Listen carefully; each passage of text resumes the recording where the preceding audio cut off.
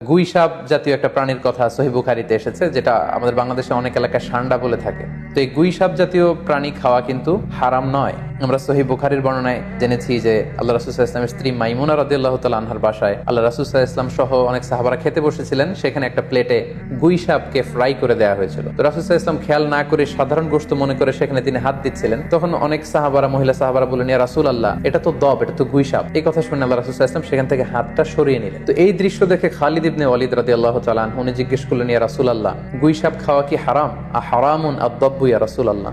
আপনি যে হাত সরিয়ে নিলেন, গুই সাপ খাওয়া কি হারাম? আল্লাহ রাসূল সাল্লাল্লাহু আলাইহি ওয়াসাল্লাম বললেন যে না, গুই সাপ খাওয়া হারাম নয়, তবে আমি এটা খেয়ে অভ্যস্ত নই, আমাদের এলাকাতে এটা পাওয়া যায় না, এজন্য আমি এটা খাচ্ছি না। তাহলে বোঝা গেল এক্ষেত্রে এটা রুচির সাথে সম্পৃক্ত। তো গুই সাপ হালাল বলে যে গুই সাপ আমাদেরকে খেতে হবে, সান্ডা আমাদেরকে খেতে হবে, এমন কোনো কথা নেই। আপনার যদি রুচিতে কুলায় আপনি খাবেন, আর রুচিতে যদি না আসে তাহলে আপনি খাবেন না।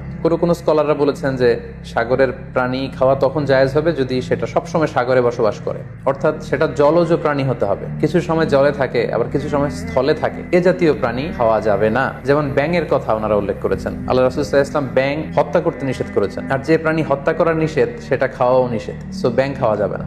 এক্ষেত্রে ওনারা কুমিরের কথা উল্লেখ করেছেন, কারণ কুমির পানিতেও থাকে আবার ডাঙ্গাতেও থাকে, আর কুমির হচ্ছে খুবই ফেরোসাস, খুবই হিংস্র প্রকৃতির প্রাণী। সো এটার গোশত খেলে ওইটার একটা অ্যাটিটিউড মানুষের মধ্যেও চলে আসতে পারে। এজন্য শুধু মালিকি মাযহাবে কুমির খাওয়াকে ওনারা অ্যালাউ করেছেন, বাকি সব স্কলাররা কুমির খেতে নিষেধ করেছেন। এক্ষেত্রে আমরা কচ্ছপের কথা উল্লেখ করতে পারি। কচ্ছপ শুধু পানিতেই থাকে না, কচ্ছপ পানিতেও থাকে, আবার কচ্ছপ স্থলেও থাকে। তো এক্ষেত্রেও স্কলাররা কচ্ছপের ব্যাপারে দ্বিমত পোষণ করেছেন। তবে শাফি মাযহাবে কচ্ছপ খাওয়া জায়েজ, তবে সেক্ষেত্রে ওনারা শর্তারোপ করেছেন যে এটাকে স্লটার করে, জবাই করে তারপরে কচ্ছপের মাংস খেতে হবে। শামুকের কথা, ঝিনুকের কথা, কাঁকড়ার কথা, সো এগুলো খাওয়া হানাফি স্কুল অফ থটে মাকরু বলা হয়েছে। ওনারা মনে করেন যে এগুলো মাছ জাতীয় প্রাণীর অন্তর্ভুক্ত নয়, বরং এগুলো দেখতে অনেকটা কীট পতঙ্গ বা পোকামাকড়ের মতো, এগুলো জলজ প্রাণী, ফলে এগুলো খাওয়া যাবে না।